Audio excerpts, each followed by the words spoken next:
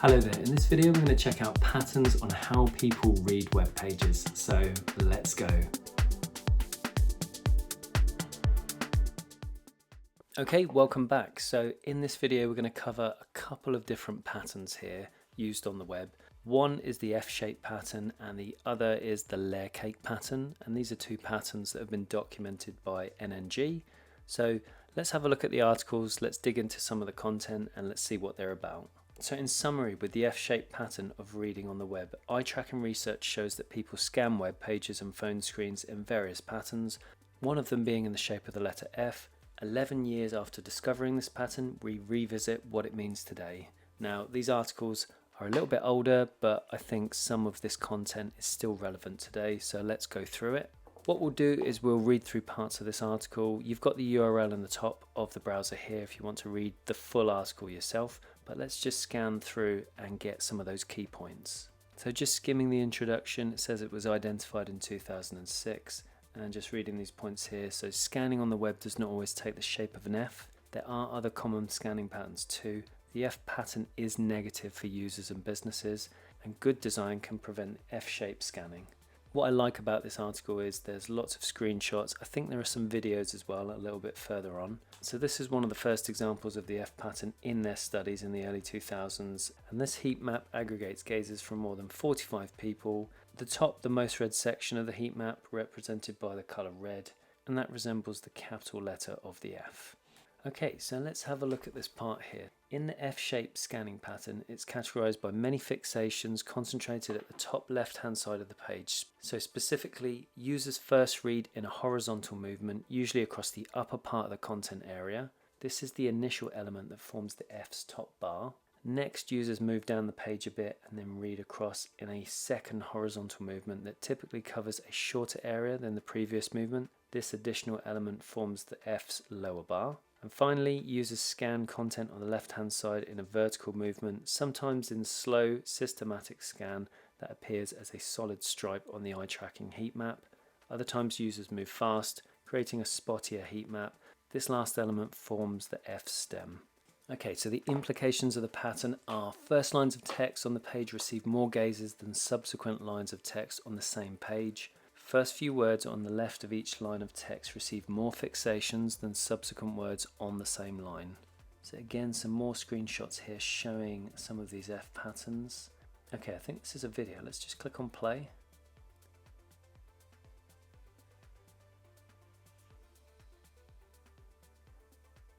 So that red hollow circle represents where the user is fixating.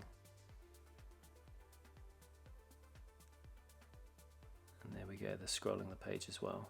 Okay, let's see another example of this pattern as well. Let's click on play.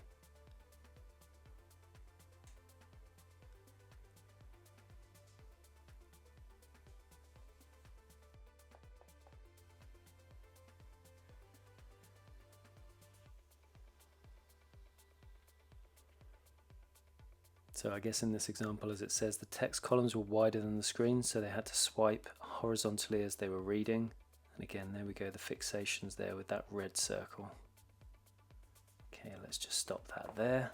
So again here, a little comment about eye tracking in right to left languages such as Arabic, and then people read in a flipped F pattern shape. I imagine that was predicted based on this research. Again, there's another video here. So here is an example in Arabic. We could see those fixations triggering in blue. Okay, what's interesting here is the F pattern is not the only scanning pattern. We've got other possible scanning patterns here, so let's have a read. So we've got the layer cake pattern, which I did actually have a tab open here, but we can cover it here. So it occurs when eyes scan headings and subheadings and then skip to normal text below. A gaze plot or heat map of this behavior will show horizontal lines reminiscent of a cake with alternating layers of cake and frosting. We've got the spotted pattern, consists of skipping big chunks of text and scanning as if they're looking for something specific, such as a link or digits, a particular word or a set of words with a distinctive shape, such as an address or signature. Got the marking pattern, involves keeping eyes focused in one place as the mouse scrolls or finger swipes the page, like a dancer fixates on an object to keep balance as she twirls. Marking happens more on mobile than on desktop.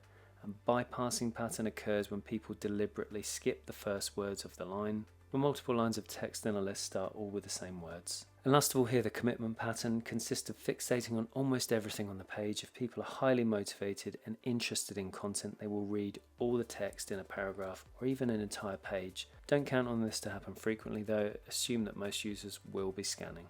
Okay, so why people scan in an F-shaped pattern? So 1, a page or section of the page includes text that has little or no formatting for the web. For example, it has a wall of text, but no bolding, bullets or subheadings. The user is trying to be efficient on the page. The user is not so committed or interested that he's willing to read every word. I like this bit here. The last 2 elements pretty much summarize all web behavior. The vast majority of web users would rather finish their task as fast as possible with minimal amount of effort. They visit a page because they want to find a quick answer rather than read a dissertation on the topic and educate themselves. Okay, let's go down here. Okay, the F shape is bad for users and business. When people scan in an F shape, they miss big chunks of content based merely on how text flows in a column. They skip phrases and words that are often important, or even more important as those words are read. But users won't realize this since, by definition, they don't know what they don't see. Okay, this section, the best antidotes to the F-shaped pattern. Let's just run through these points. So 1, include the most important points in the first 2 paragraphs of the page. 2, use headings and subheadings. Ensure they look more important and are visible than normal text so users may distinguish them quickly. 3, start headings and subheadings with the words carrying the most information. If users see only the first 2 words, they should still get the gist of the following section. Visually group small amounts of related content, for instance by surrounding them with a border or using a different background. 5, bold important words and phrases. 6, take advantage of different formatting of links and ensure that links include information bearing words instead of generic go or click here or more. This technique also improves accessibility for users who hear links read aloud instead of scanning the content visually. And 7, use bullets and numbers to call out items in a list or a process. And 8, cut out unnecessary content. So I think those are really great tips that you could use when designing pages. That's going to optimize the content and presentation and encourage people to read more of it. So it's not just a giant wall of text. That seems to be the end of the article. There is a video as well if you want to check it out, so that's there on the page. Let's just have a quick skim of this article of the layer cake pattern. So the summary is, when headings and subheadings visually stand out on the page and are descriptive, users engage in efficient scanning pattern that allows them to quickly find the information they need. So again, as it says, people don't usually read every word on a web page. Let's just go down here to the definition. So the layer cake scanning pattern consists of fixations made mostly on the page's headings and subheadings, with deliberate occasional fixations on the body text in between. In an eye tracking heat map or gaze plot, this pattern looks roughly like a set of horizontal stripes and blank spaces between them, resembling a layer cake. Okay, let's have a look at some of the examples. So here's an example screenshot here. So it's showing that most of the fixations are on the article subheadings. And then it shows the eye movement going down. Again, a layer cake eye tracking heat map. So as it says, 9 participants showed the fixation almost on the subheadings and the buttons. And there it goes down the page. Another one here from an early study showing a very similar treatment of the page. Okay, so let's have a look at how we can promote more effective scanning. So visual guidelines for effective subheadings. So marking subheadings so they visually stand out relative to the rest of the text in a consistent, predictable manner, clearly indicating which body of text goes with which subheading. Okay, many visual text effects can be used for subheadings, so different color, larger size, different typeface, effects like bold, shadowing, combination of effects. It says here, be careful to not make subheadings so absurdly brighter or larger than the body text that they look like promotions or ads instead of page content, because users tend to ignore those. Okay, so there's another example here. So subheadings appearing slightly larger than the body text and in a different color as well, and potentially, by the looks of it, in a different typeface. Let's have a look at this website here. So again, I think good proximity between the subheadings and the content. You can see what relates to what as well. Visual treatment is good, so subheadings stand out from the actual text on the page. That gives it a nice hierarchy. So I like that they've done a layer cake pattern versus the F pattern as well, which we've just looked at. A little bit of a comparison there.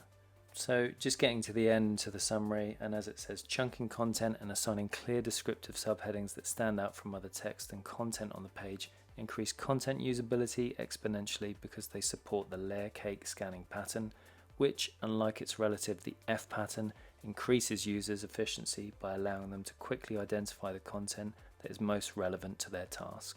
So a much better pattern to aim for than the F pattern. These articles are a little bit older, but I still think they stand the test of time and make sense in design. So take what you will from these articles, but I think there are some great fundamentals here that you can take to improve your designs. Okay, that's it for this video. Thanks for getting to the end. So like, subscribe, all the things, and I will see you in the next video. It's a sad day today because there's nothing left. I mean, there is something left. There's man cave cream, but I can't eat that. Look at it. I mean, I am grateful, but it's all gone. I mean, it's really early in the morning and I don't think I can bring myself to eat these, but they're there, so that's something. It's very quiet, almost too quiet today. It's uncomfortable, you know. I feel like I'm on my own, no one lives here, but maybe I should be more worried about talking to myself to a camera. Anyway, thank you for getting to the end of the video. If you liked it, smash the like button. If you have any questions, drop them in the comments. And if you haven't already, join the community. The link's in the description. It's free to join and I'd love to see you inside. So that is it for today's video. Have a great day. See you in the next one. Like this when you are the boss, it don't matter what the cost. Game changer, raise a bar, let them know who's in charge. Independent, making noise, I do everything with boys. I'm a ghost, I'm like a Royce, I don't do no work before. See me killing it, yeah, I am the boss, the one in the mirror. I got the ball, I'm killing it, yeah. Check the stats and really appear. See me killing it, yeah, I am the boss, the one in the mirror. I got the